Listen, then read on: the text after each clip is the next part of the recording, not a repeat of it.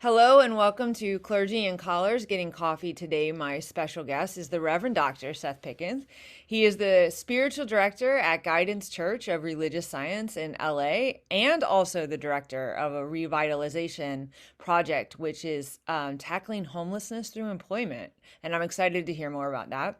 He has his undergrad degree from Morehouse. He and I went to Union together, where we both received our MDivs. And Seth also went on to get his ED from USC. And at some point, you were both a stand-up comedian and were a U.S. Peace Corps volunteer in Haiti. So welcome to the show, Seth. Thank you. Really great to be here. Thanks a lot. Yeah, it's nice to have you here. Actually, I wanted to touch base just a little bit about Peace Corps because I was Peace Corps Kenya, you were Peace Corps Haiti. You did yours prior to going to Union, and I did my service after being in Union. But I've always been curious, how did that experience, I know how it shaped my ministry. How did that experience of being volunteer service in Haiti influence your ministry or Yeah, continue to? it definitely had an influence. I mean, I'm pretty sure I was wrestling with and kind of working with the idea of getting into ministry and being a teacher of the things of God or whatever we are, right? So I was already thinking about that when I got to Haiti, but being there, like seeing that level of poverty for one, brings a lot of gratitude into perspective. The cultural differences, like things move slower, time is different, or they move differently, not necessarily slower, but like time is just valued differently, relationships, neighbors. So I came back from Haiti and then started seminary just a couple months after I came back. But also, being there, frankly, I was exposed to voodoo, like the indigenous spirituality, and coming in, because Haiti always has this like, who like this voodoo thing. Right, right, Right? right. But when I was leaving, my pastor, which at the time I was in a much more kind of mainstream Protestant context, it was like, whoa, you're going to Haiti. Like, we got to make sure you're prayed up. We got to make sure you're Yeah, good. you're like protected. Yeah, from voodoo and everything. But as I was there, I realized, I mean, Haiti has, historically, it was the first kind of republic of Black people to defeat colonialist powers. And a lot of that was achieved. I mean, you don't achieve anything really great without some level of spirituality. So they were dialed into something. And that something kind of like comes ultimately from the creator, and it's a very loving people. You ultimately know a tree by the fruit that it bears. So I learned about, and I was learning then, and then also in Peace Corps, there's a ton of time to read. So Yes. this is 20 years ago when people would like sit and read books and sit still long enough to finish a book. Now I do it while I'm walking and I listen to it in my ears Yeah. predominantly. Yeah. Or like on my commute, right? Yeah, Yes. when I get a lot of books on tape in. Yeah. So, but there's a lot of time to read, and I got exposed to I remember Thich Nhat Hanh, but basically like Buddhism, other traditions. So there's like some Buddhism, there's some voodoo, there's my own call to preach, which was very real. Like, real quick story. You remember the book, The Prayer of Jabez? Yes. So this was a huge hit. Sometimes when you talk to people outside of church, they're like, no, never heard of it. But like if you're in there, it was huge, right? Yeah. 20 years ago. So someone in Haiti got a copy of it in English, and they asked me, because I'm there and I'm speaking the language, they're like, could you interpret this for us? So I sit down with like 4 or 5 preachers on a Saturday morning, and we're drinking lemonade, and I'm just literally like, I open the book and I'm just telling them what it says in Haitian. Right. And so as I'm telling them, and it's a good book, so as I'm telling them, they're like, wow, this is really good. And I'm like, yeah, I know. I keep going. And then I read another part, and the pastor's like, man, this is really good. Like, Seth, I think you should preach. And I was like, I'm just actually like interpreting what's in the book. And I read a little more. And then the pastor was like, that's it. Next Sunday, you're preaching. And that's weird because clearly, and even they understood I was just interpreting literally like thought for thought what was in the Right. book. But there was something there of like a desire in me anyway. So it's just interesting. And so my first probably dozen or so sermons were in Haitian down there. That's awesome. I don't think my Swahili has never been good enough to preach a sermon in Swahili, but that, Some so would say your English isn't good enough to preach. yes, that is so I feel like my brothers are like, yeah, they were with you on that. Um yeah, that's very true. Um People always ask me, they're like, how do you say this word? And I was like, just whatever. Yeah, right. No, totally. Yeah. Like, however you want to say it, how do you feel it should be said? There are words I still say that I just say them the way I feel them versus the way they actually were. Actually, I just came across a new word recently. So I'm in a demon program now at Pittsburgh, and it's in missional leadership. And so we meet together on Zoom as a cohort with our spiritual director once a month, and he calls us together. And so of course he always has great check-ins and the prayer. So this time he prayed. He showed a video of a prayer of an interpretation of Psalm 4, and the interpretation, the phrase that jumped out at me, it said niggles at me. And I was like, niggles? What the heck? I never have heard that. I swear on my life, that is a brand new word for me. It means to cause slight but persistent annoyance, discomfort, or anxiety. And I was like, this may be my new favorite word. And also the word that probably has best described me in my entire life. Um, anyway, but so I'm curious as to how, like, I mean, you had that experience of poverty in Haiti. You also grew up in Detroit, right? Where there's a fairly high number of, a significant number of poverty or impoverished people. I don't really always know the best way to say all that. And now you're in LA, where, of course, I feel like LA is famous for a lot of things. One of them is the number of sheer homeless, the volumes of homelessness. Right. So what is the work you're doing, and do you kind of see that there was a thread all between that, or am I just making that up? No, yeah, there's absolutely a thread. And my ministry, my purpose, my calling of like, we've, many people have sat and like thought about like, what is my purpose? Why am I here? What am I supposed to be doing? What was I born to do? And the answer that I've, run with, I hope it's the right answer, is essentially to uncover the truth of the idea that we really are made in God's image, that the kingdom of heaven really is at hand, that all things really are possible with the healing, the miracles, the love, the power, the transformation, the serendipity.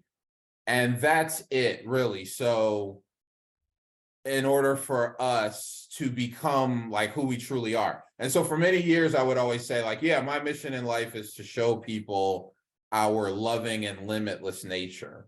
Yeah. And maybe about like 2 years ago, I shifted that to, because I was like, let me just show people. If I could just tell people this good news and tell them how good Jesus is, right?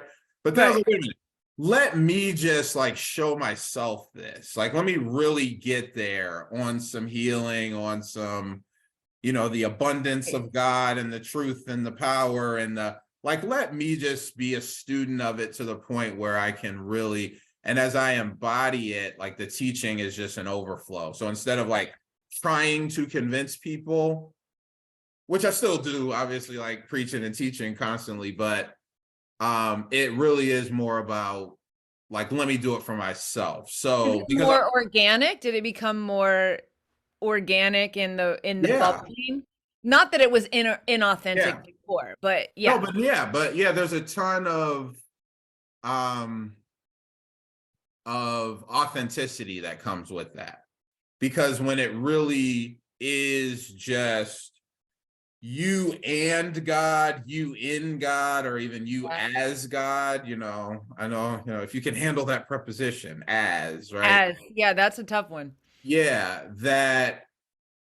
in that, so the thread between the work, so yeah, and LA is a major spot for homelessness. So this project came up, and the project is like, okay, income is the biggest determiner of whether or not someone is homeless. So then the thinking was, well, find homeless people in their 20s and 30s, get them into good paying jobs. They're not homeless anymore, and go to the workforce Problem solved. development. Yeah, problem solved, right? But then what happens is, like, I call it the work behind the work, because Mm. you have people, yeah, okay, getting to work is great, but if you are like coming out of foster care, coming off of drugs, you've been incarcerated, you've been homeless, rough upbringing or whatever, and a limited scope of like what is possible. I don't, take lightly how awesome it was just to be able to live in Haiti for 2 years in my 20s, and how like horizon expanding that was, and other experiences I've been blessed to have too. So yeah, if people really know what is possible and they can gain skills in any area, they'll do better. That's all of us. So yeah, it's called the Realization Project.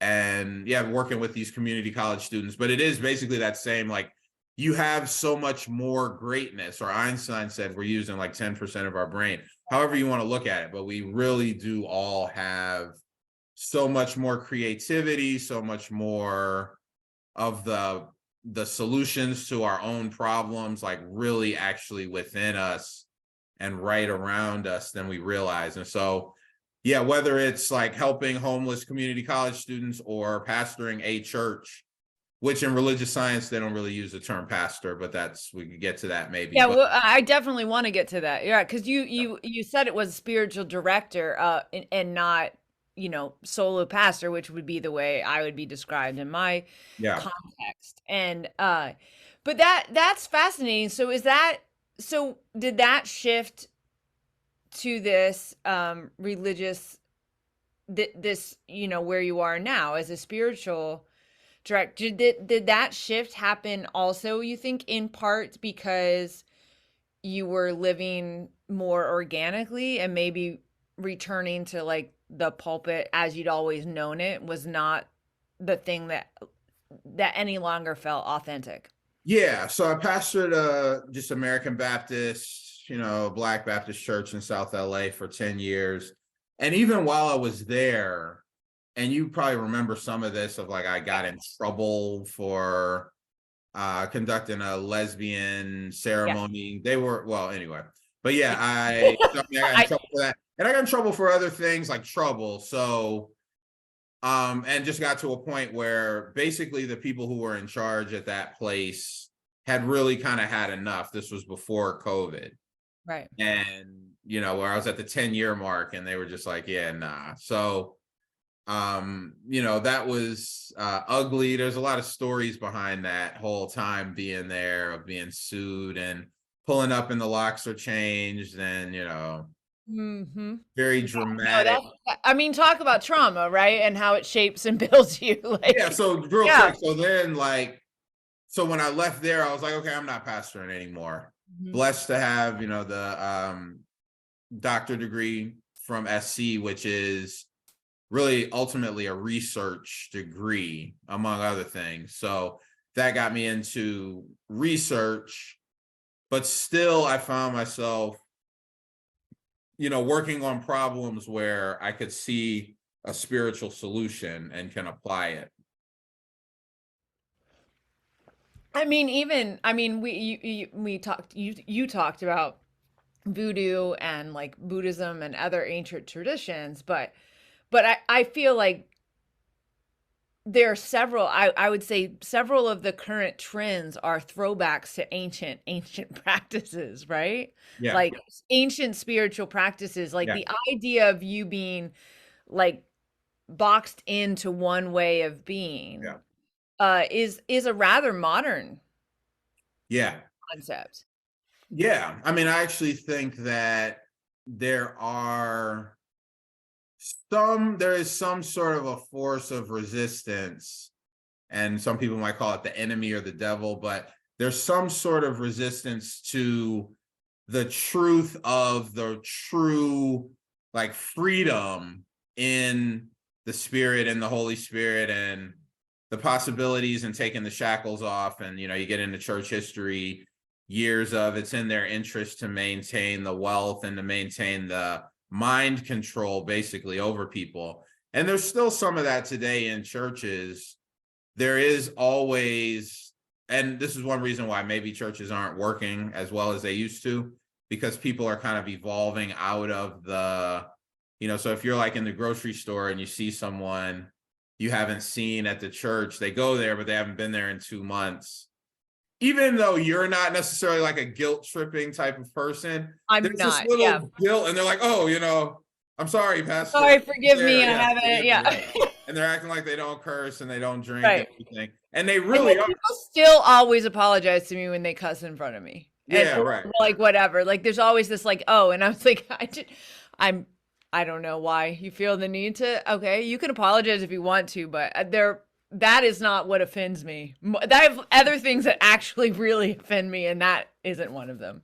Yeah, but it's like the collar, like, Right. you can't, right, Yeah. So, yeah. So, yeah. Yeah, I know it is fascinating. And how do you feel like there's a difference in the way people respond to you as you introduce yourself now and what you're doing versus do they have the same like do the same defenses go up, or is it instantly like some of the obstacles are already removed? Yes and no. So in some ways it's the same. It's still mostly an aging congregation looking at ways to kind of revitalize. There's still very similar like church politics and like factions, and this lady doesn't like this lady type of stuff going on, or this guy doesn't like this guy. But beyond that, so in that sense it's the same. It's still understood as like a church, as a congregation. But what's different is that they are at least willing. In religious science, there is a concept called open at the top.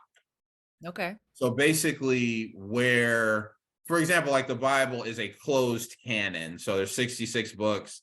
And even if you found one like in the desert somewhere, it's not going to be the 67th book at this point. Correct. Right. So, it doesn't mean like the ideas and the teachings and stuff can evolve, but it is a closed canon. But and so along with that, other things are closed too. Like this is the doctrine that we're in, and you can't go outside of it. Whereas in religious science, they lean like very heavily on the Bible. Some of that is just historic, cultural, Black spiritual community. And some of it is of, validity and usefulness of the Bible also. And very open to other traditions, other, readings, teachings, as long as that ring of truth is there. Okay. Like I was just looking, like Colossians 3:16 says something about like, let the message of Christ dwell among you as you teach and admonish each other with all wisdom. That's an interesting phrase, right? I feel like that's actually culturally that is not lifted up right now. Right. Yeah. Yeah, like that sort of what I would call almost a healthy way to have discourse. Yeah. That push and pull, which is necessary. I find it has been essential for my growth to get called to the mat, if you will, right? But by people whose idea wasn't to destroy me, right? They did it because they loved you, and they're like, let me expand your horizons a bit, or whatever. Right, sure. Or and and sometimes in church, like if someone just comes with something real that would expand horizons, if it's not a sanctioned source, then it's thrown out. And that's really to the church's own detriment. Basically, there's there's like a wall between sacred and secular, Yeah. and that has basically like, that is a big part of what's choking the life out of the church, where Paul would be like literally in the marketplace. So to me, that looks like, I mean, if I sit here and the people that I want in my church are watching memes all day where there's profanity and there's like dark humor and there's like, that's really probably more the route when, a mighty fortress is our God was the tune was a drinking song Right. in the 16th century, and Martin Luther like puts the words to it, and now they're in the pub like, so what does that look like in 2023? It Right. looks like a breakout. It looks like marijuana and sex and dark humor I and don't know that I'm really ready to go down all that rabbit hole, but I mean, we're not. personally, It doesn't have to be that. It doesn't have to be that. but it could look like that. I see what you're saying. Like, I mean, I remember Vincent Wimbush was an NT professor, right? Did you had him too, right? He was still there when you were there, or Well, was he it? left right when I got there. Okay. So he was in and in the New Testament class, he talked about like in early Christianity. I mean, not just early Christianity, but around like he described it more like an hourglass, if you will, where he was like, it was like this, and then over time it's gotten really narrow. Yeah. But at some point, it was already shifting to begin to like open back up, and I do think what you're hitting on is that exact point that he described in that class, like with like it has to open back up again because it can only get so narrow. If it gets too narrow, then it will close off. Yeah. Then it has to empty out still into something. Like it's not possible to close off. And there are always these like pivotal shifts. One might say like something like 9/11 was one of those shifts. I imagine that COVID was like another sort of shift, but I also think that blurring the line between what is sacred and what is secular, I actually think that's a conversation we're maybe not having enough. Yeah. Uh, that there is always this like, uh, this, I don't know what you will call it, but like there's always this moment where you're like, I don't know if you did, but like when I do weddings or funerals, I'm not super picky on what people choose as their music. Mhm. I've never been like, I haven't loved all of it, but like when they've chosen something that's, I guess, not in the hymnal. And there are things that aren't in the hymnal that are seen somehow as acceptable, like most classical music, right? Yeah, that's okay. It's like okay, it's not there, but it's like acceptable. But if you do like what I'm like, would it be more acceptable if someone did like what Shonda Rhimes did in the Bridgerton and like just take those songs, those like popular pop 40 songs now and put them into with a classical arrangement and suddenly Yeah, that would make it okay. right, do they suddenly become more sacred texts rather than secular texts? But I mean, this is one of those things that always gets me too about I don't know how you respond to that, but when people talk about that's not what the expectation of like Christian behavior or like that's not Christian behavior, I nothing makes me want to rebel more than that phraseology Yeah. somehow. Yeah. And I mean, it's just like a clear, I mean, in the Bible, is really kind of spells it out. Are not, I mean, if you remember the Pharisees, Yeah.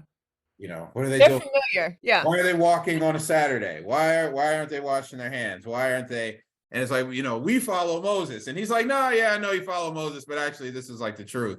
And they're like, Right. what the hell are you talking about? So it's literally, yeah, I mean, I think the call to rebel and that urge is, some of it is you're probably just a little rebellious anyway, but Yeah, I am just a but, little. but that's how God made you. So a lot of it is, yeah, just pushing against what doesn't make sense. Right. Because, the doctrine and the tradition has like some value, but that is not the, like, the husk and the kernel Right.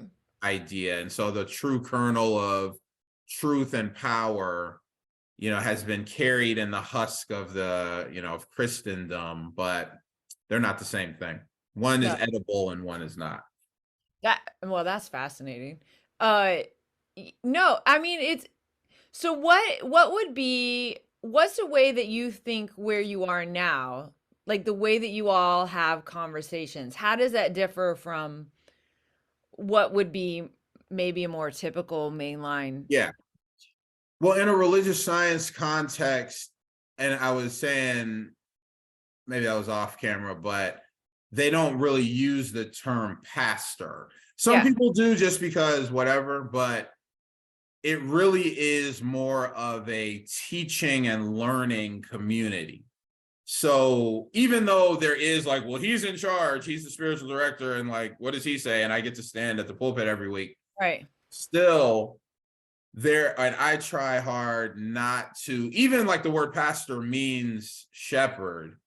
That implies that like I'm a bipedal human and you guys are drinking out of a well, like when I scatter stuff on the ground. Okay. And if I don't like hit you with a stick, you'll fall into a ditch. Versus we all have the same divinity played out in different ways.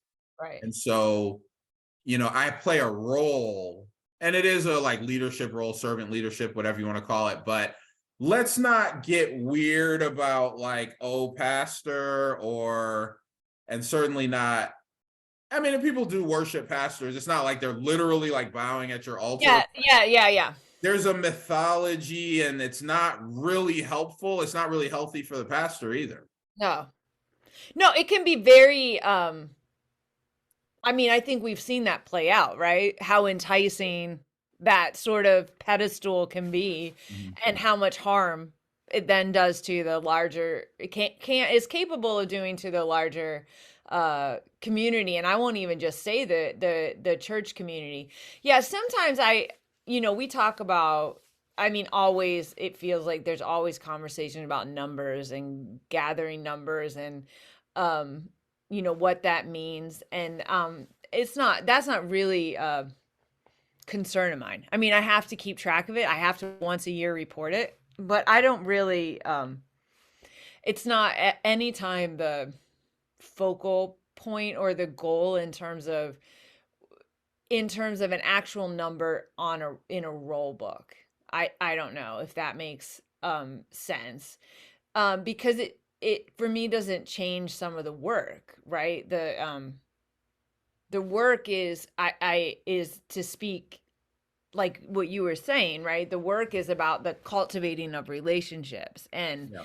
how that sort of happens or where that happens. I do feel a connection, like when I'm walking around the street, to be as intentional in the way that I interact with those people than I do on a Sunday from the pulpit with the congregation that's gathered. Mm-hmm. Um, and that level of awareness uh, still has room, right, to Yeah, improve. and then like church has a culture. As I was leaving the first church I pastored, I stumbled across a book that maybe if I had found it like 5 or 6 years earlier, it might have been different, but I'm forgetting the name of it. But it basically talks about congregations as like family systems and Yeah. like family dysfunction and like understanding it that way. And it's, many younger pastors, which, I was once upon a time. Me too. But You're once much upon a younger. time. You're much Yeah, younger than I I am. think you're like a day. Are you a day older than I am? Right? I think so. But I think, yeah, I don't know. There might be like, I don't know. It's either a day. I know our birthdays are a day apart. I think I might have Yeah. been born a year earlier than you. But anyway, Yeah. but there is a There is I forgot what we were talking about once I got Family systems. yeah, right. Yeah, family systems, right. So younger pastors, that's what I was saying. There's a feeling like, okay, I'm going to come in here with my energy and I'm going to like bring this thing into the 21st century. And, I'm different because I'm like halfway cool. Right. And I'm here to like, but you get swallowed by the existing Yes. culture. Mm-hmm. And what gets swallowed includes that gem that you came in with. And then like these, because it's not a particular idea that you had, but it's an approach, and it is a gem, Right. but it gets like stomped out in the traditional culture. It does. And so, we could go there. Okay. Yeah. There's definitely some stomping that happens. Yeah. And then they're glad. And then when you come back, like, okay, I was like bright eyed, but now you've stomped me into submission. They're like, good. Now have some potato salad. And a cookie. Yeah. There is a part of that happens. I mean, that's what you kind of, well, that's one of those things that I try to rebel against. I talk about this sometimes, and you also have a background in some like trauma and informed care and that kind of stuff is like growing up having had that. I always refer to like my sibling and I as I always felt like more under the radar. Like we didn't seem like we had necessarily the trauma to outsiders because, Yeah. like for me, I didn't get in trouble in school and I got good grades and, came to school clean and, well, whatever. And I could speak inarticulately very well and all that kind of stuff. But like, you kind of like no one really asked because you appeared fine. Yeah. You checked all the like boxes that account for like a normal Yeah. somebody who's developmentally okay and all this sort of stuff. And so now like the work as done like hard deep work and continue to do hard and deep work is like I would really like to make it a little easier for who's ever coming up behind me, right? Is I'm like, why do I already dealt with this obstacle, so can I just like can I shift it so that you can stay a gem? Like I want you to stay a gem. I think I understand like where you're coming from with that. I think that the obstacles aren't gonna go away because if No, you correct. left and like someone else comes, it's the same structure, dynamics, understanding, and they're coming in with the same idealism and they're gonna get ground to a pulp, guaranteed, right? But so it has to come, and this is some of maybe what you were asking earlier, like the last few years. So I left that church in 2019, and to the point of trauma, it didn't take me long to understand that like there was some forgiveness that needed to take place. Mm-hmm. And so you talk about that work. I'm reading, or at the time, Ianla Van Zant has a great book on forgiveness. And you're tapping and you're journaling, and it's Yep. like it's all the stuff, right? So as I was getting to that, like emotions were coming up that I didn't even know were there. Like I'm 40 years old, and I'm like, What? I was told like when I was, 7, they told me to just never cry because big Right. boys don't cry, and I learned how to not cry. And so from like 9 to 40, I Not crying. really didn't cry that much. I got hit by a car, I didn't cry. Like, That's the saddest. That is so my name in Swahili, well, if it were a verb, is kulia, meaning to cry. And like again, like my husband, of course, comes from a culture where people don't like beyond the age of 5, you don't cry. Boys don't yeah. cry, girls don't cry, like nobody cries. And so when he married me, who's an absolute crier, he one time when I was crying when we were watching a movie, he turned to me and he was like, "You have been named so properly." It's just named well. Anyway, yeah. So you're tapping into like literally Yeah, so tapping. literally, but when you tap in, something happens. So a couple of things happen. One, the idea of even though my heart was more with a broader teaching context like this, there was still like, yeah, my mother would roll over in her grave, or yeah, or just one like pastor that I respected, like, you're doing what? But so that's a part of it. Another part of it is, you may not know, I'm actually divorced. I didn't And know. yeah, right. And so that has been a part of the authenticity journey, not like, hating she's a beautiful, wonderful person. We still have these teenagers together and everything. Right. And I'm still straight, not that it matters, but that wasn't what it was either. And it wasn't any sort of I didn't think that probably was what it was, but yeah. Anyway. okay. And it wasn't like, an abuse or anything like that, but coming to a place of my happiness. Institutions are great and have their place, but no institution is more important than my actual happiness. Hmm. And Yeah. so that's, unless you decide that it is. And if you do, then, you can still have a wonderful life. But because that's the decision. We were at a place of like, yeah, happiness and fulfillment and authenticity is important. And who we got into this as in our 20s is not who we are now. That's going to happen anyway. And it doesn't mean that the marriage has to end. In our case, it did. And, so for example, one thing, and then I'll, Yeah. No, you're good. is that, she and a wonderful, like real, truly spiritual, powerful, brilliant, beautiful woman, truly Yes. was not with the idea of religious science because of, well, for our own personal reasons, but a lot of it is just Christian upbringing and kind of like what's right, what's wrong, what's important, Right. and an understanding of that. And so this opportunity at Guidance came like after we were separated and everything, and the divorce was basically like final anyway. So it's pretty recent. Yeah, no, it's pretty recent. Yeah.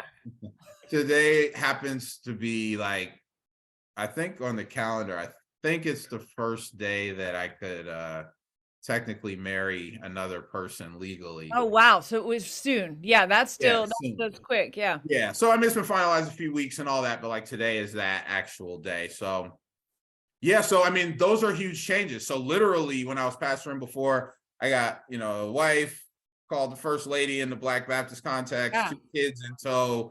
I'm towing the line. I'm having the gem stomped into the ground.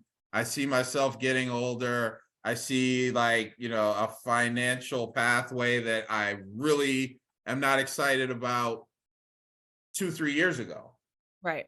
And I'm in a, totally different place now.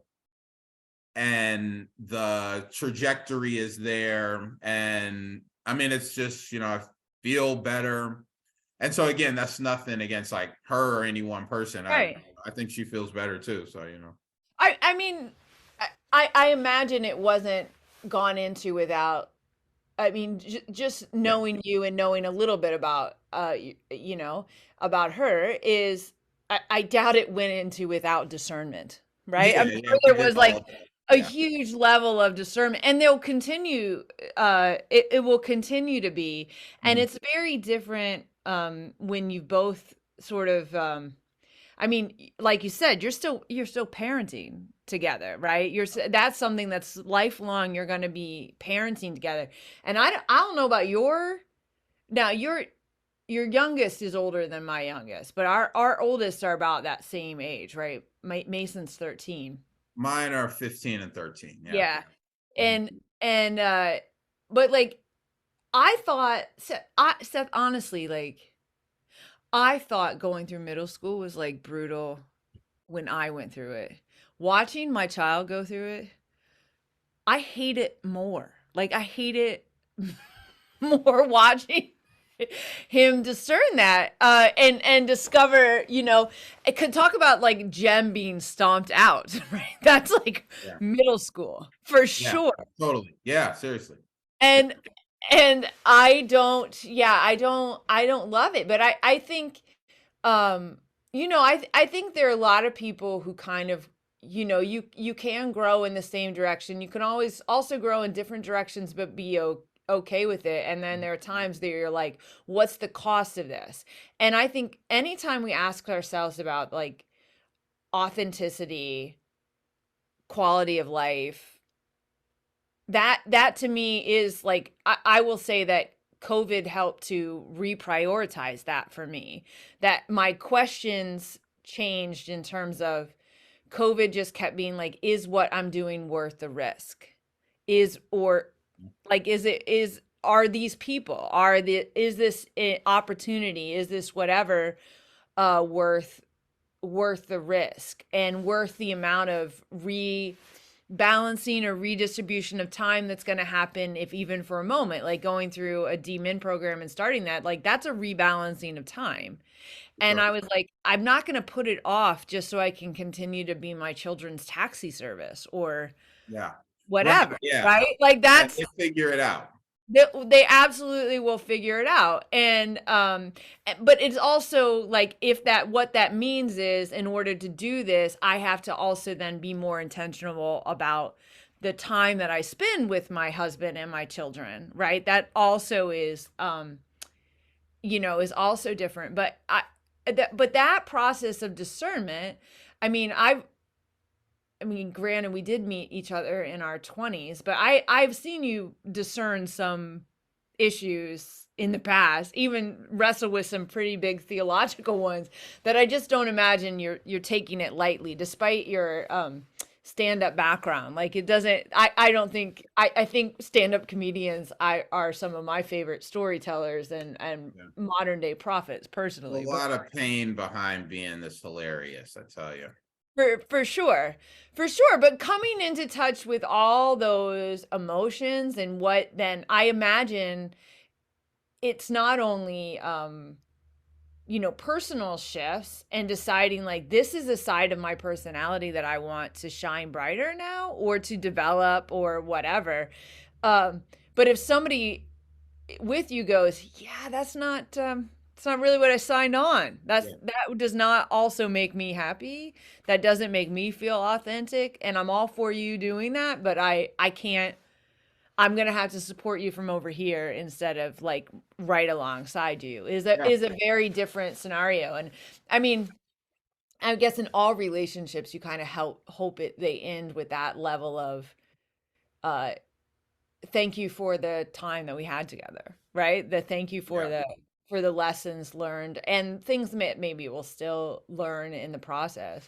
Um, wow, so those are some pretty big. So in addition to everything else that the world was facing, you were going through some pretty heavy spiritual discernment there. Yeah. And my dad died probably like Yeah. 2 months after we were officially like separated, living apart.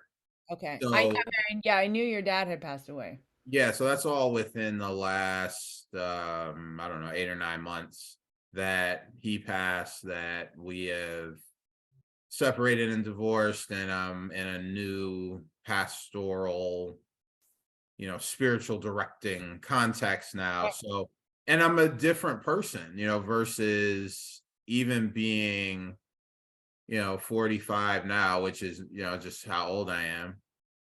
Yeah, Um, same here, Seth. Same here. Same year. Okay, so yeah. Yeah. Well, I'm Yeah. still I'm still older. Just one simple day. But but that's also, I think, one of the things I said I felt shift in general in my from my 30s to my 40s is like, I was happier with less stuff of higher quality. Mhm. And I still feel that, like, I have zero interest in saying yes to stuff that doesn't fill me. Like, I'm like, no, I don't want to sit on. I mean, right now I have to say no to a lot of boards because I've prioritized other work, right? And I just Mhm. can't continue. But like, it's really I'm wondering, this is what has made me wonder, is you put together all those changes, some of which you have some control over, some, I would say most of which you didn't have any control over. Um, how do you stay grounded then? Or how did you, and how do you continue moving forward? Because it's not like you're done transitioning, right? 45 isn't it for you. This is just an Hope not. no. But Yeah. how do you stay grounded in that, or how did you stay grounded in that process? Well, I don't know, I'm not sure that I did or that I am, but Okay. I think the right answer, talking to a Presbyterian elder in a collar, what I'm supposed to say is No, there's no I right. I kept learning, and you never stop learning, and then that curriculum kind of turns inward Mhm. of who am I, what do I want? Those are just two very fundamental questions. Like, who am I, what do I want? I Yeah. mean, I have grown to something that I've actually known for a long time, but I just like say it out loud now. I'm not interested in being on a nonprofit board, and we all get asked. Yep. I'm really not interested. I'm not reading the binder. You start sending a bunch of emails. I'm putting in like 5 minutes before the meeting, like, and I'm not really, maybe like in this particular cause, like, Right. I'm not really here for it. Like, okay, the last pastor did it, and technically I'm supposed to be interested in the environment or in cats or Supposed whatever. to be. Right. Right, yeah, or in the civic engagement, whatever it is. But how about I don't want to do it? I think that's actually, I think it's better. Yeah, It's more, I would much rather, I, in general, just prefer knowing where things stand. Like, it took me a long time to get to a point to say, yeah, unless you tell me to take it personally, I'm not going to. well, Right? And that's the same with boards. It's like, it's not personal. yeah, This is just doesn't interest me. Like, mhm, and if one did, then I would be interested. Now, it absolutely interests me. So that's why I like to do it. But mhm, there's some that I also have zero interest in. Like, I have been asked to serve on the operating, which deals with budgets. And I'm like, zero. No, I'm never, no, thank you. yeah, Pass, hard pass. I do not do numbers. You think I don't do English? I do not do numbers for real. yeah. I think part of like the pain, and one thing that's kind of right under the surface of this conversation is basically the pain that pastors experience and go through. And some of that is because of the tradition and the dysfunction. We don't want to be, Mm. okay, I was about to say a-holes, but Right, right. It's have a fine. collar on, so I'll just say That's fine. You could, arse. whatever. Yeah, Can I say arse? Right. sure. So, yeah, but we don't want to be, assholes, jerks, or whatever. Right. So we actually take like more weight onto our shoulders than is healthy, and tolerate more, and, show up more than just a reasonable person.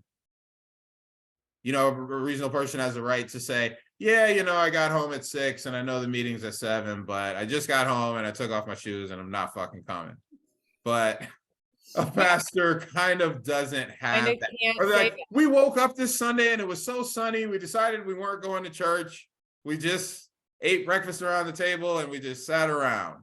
right. That But is not an option. yeah, Yeah. no, it's not an option. Yeah. No.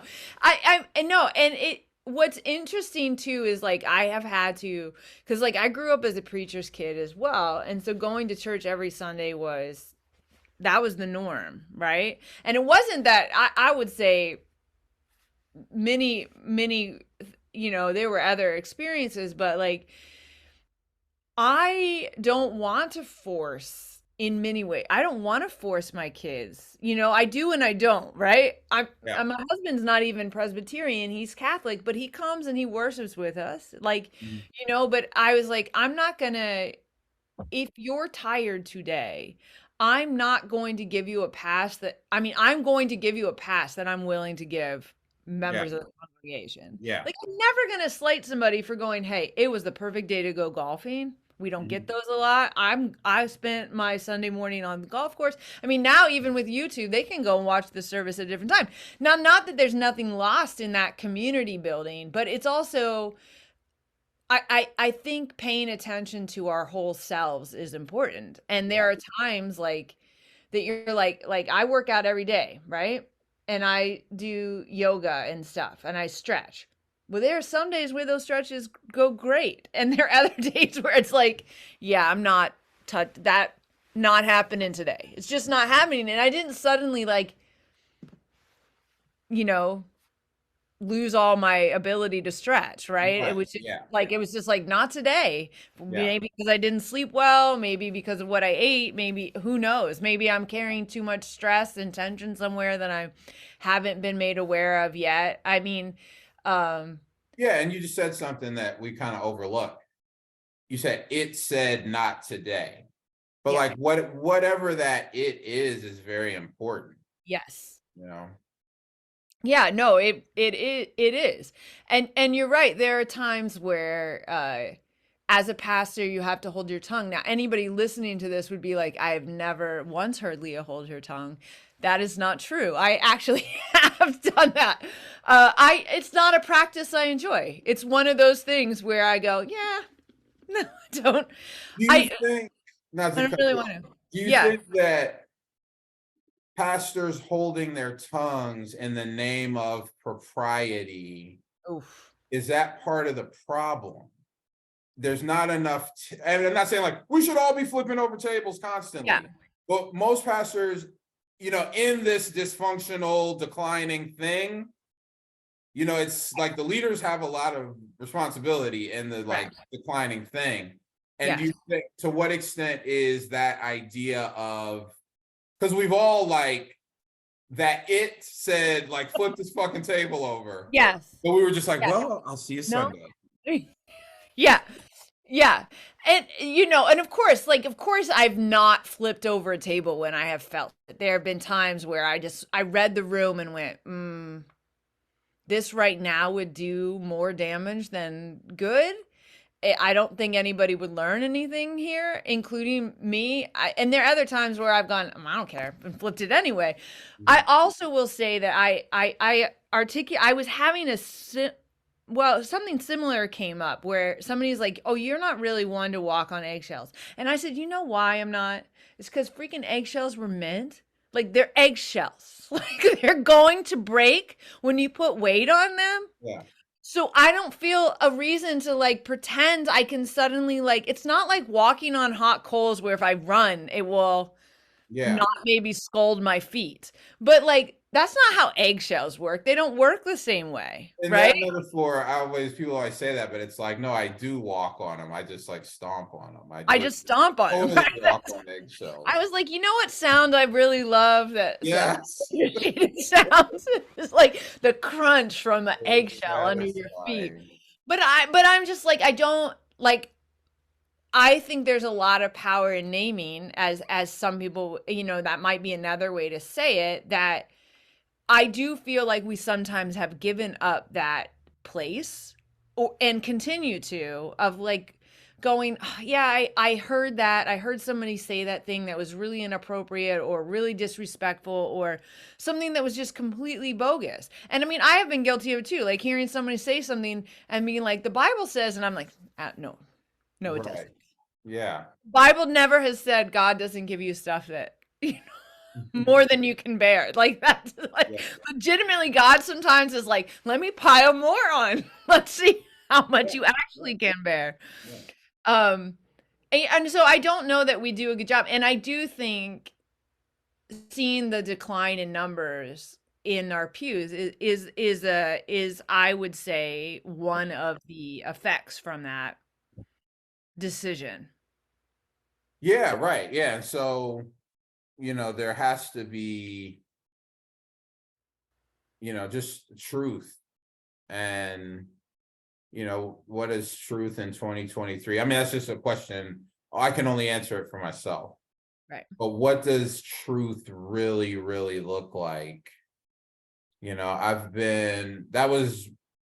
interesting. That was kind of well, I don't know when the beginning of the end was at that last church, but within my last 3 months, like I just started writing songs, which I had not really done too much in my life, but like these Oh, songs, just Yeah.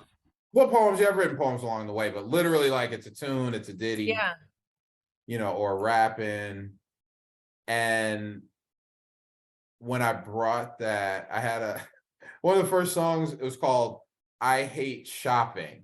And so this was before COVID, I also hate but it shopping. was this thing of like, everybody like works all week and then they just like spend it all on Saturday, and the stores are tricking you. And it's actually like, pretty good song. But the folks at the church, not everybody, but some were just looking at me like, oh yeah, well, that's nice. And some really were like offended by that.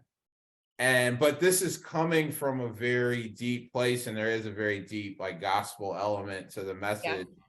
And so that's probably the hardest thing. There is a time to not flip the table over, Yeah. but there were times when you're really like directly in what is right or what is like painfully truthful or obvious or Yeah. necessary.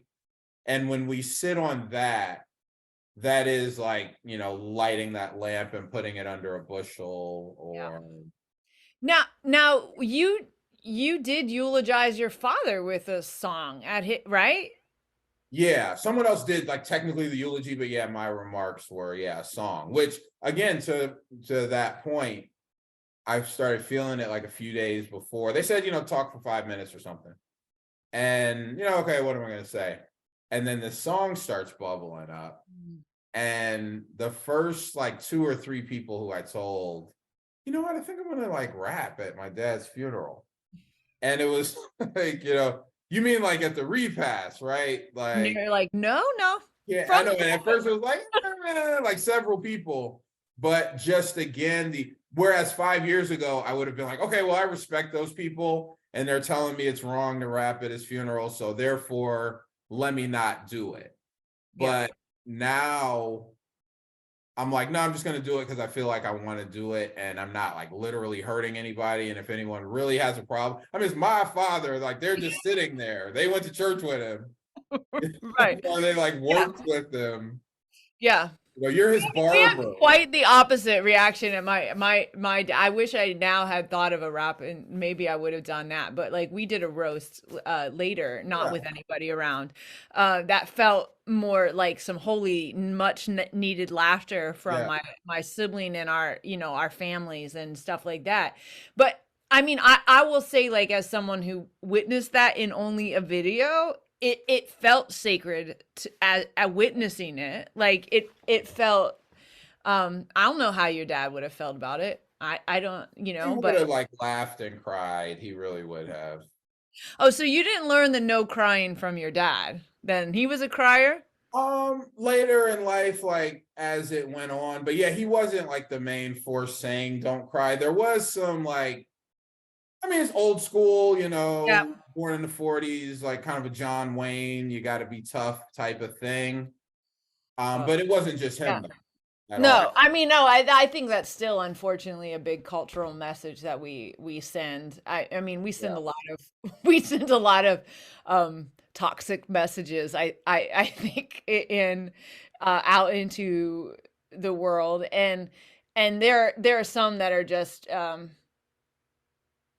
I don't know, are the toxicity is far more noticeable than in other environments, and thus making them maybe easier to talk about. Sometimes I wonder if it does. It makes it maybe harder to speak of because it's so toxic. So everybody's in jeopardy of getting burned. But the authenticity, like sometimes the harder it is to say if it needs to be said, it just needs to be said. And the Yes. hard is a fear of what will they think or how will they respond. But like Yeah. the rap is a perfect example. So clearly that rap like, lives on and made a stronger impact than any sort of like talk I could have given. And Hmm. then even the people who, I mean, at least one person did say, okay, I admit I told you it wasn't a good idea, but that really was perfect. So I won't tell you what he said, and for some people who were there, mostly because I won't do it justice. But my brother Jacob also did something similar. I don't. Well, he didn't rap, but he spoke of my mom in a way that was absolutely necessary. She would have loved. Mhm. And one of the reasons that she like did not want a funeral is because she's like, "Ugh, everybody's going to talk about all the great things I did, and that is not a full picture of who I was. Like I did some really horrible, terrible things." So my brother honored that. You're like, yeah, don't worry, we're gonna. He's like, "Don't worry, mom, I got this," you know? But like in many, many ways, he was the only one who could have said and done that. And it felt like it didn't land well with everybody. Uh, but man, it still like is the thing that I really, really remember about my mom's service was my brother's words, which were so right on, and as he said, a reverence. And but he's like, but my mom is, so our mom was.